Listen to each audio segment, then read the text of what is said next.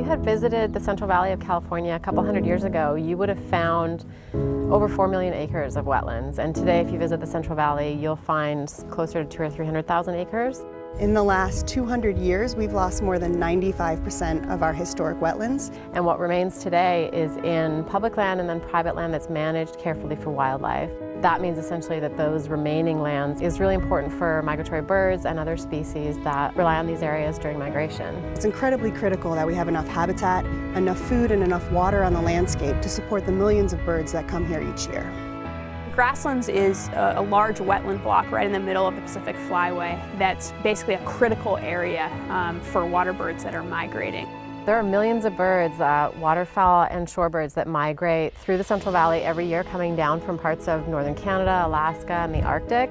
And they rely on the wetlands in the Central Valley for resting, feeding, in some cases breeding. It's so important that the grasslands continue to be protected and conserved and managed to provide good habitat for birds on the Pacific Flyway. The wetlands of the Central Valley are uniquely managed. We have to deliver water to these wetlands, much like we deliver waters to our cities and our farms. So we have to make sure that they're receiving an adequate amount of water year-round to provide summer breeding habitat, to grow food for the wintering waterfowl, and to make sure the birds that are arriving here in the millions in winter and fall have habitat to rest and refuel on. It's all about getting the amount of water that's needed, but also at the right times. And the important part is putting that water out at the right times to support birds that are migrating. Over 20 years ago, there was a federal law that was enacted called the Central Valley Project Improvement Act.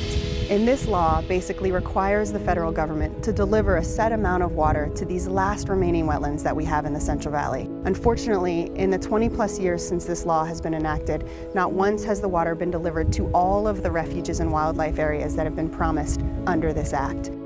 But without water, these wetlands, these refuges really are not worth anything to the birds and to the other wildlife. So it's a real challenge for the government and for other partners to manage water effectively for wildlife. As we look forward to a future of climate change and increasing extreme events, ensuring that the water that wetlands need gets there is more and more important and more at risk. We need to make a choice to protect these areas and the surrounding areas that support the birds and wildlife.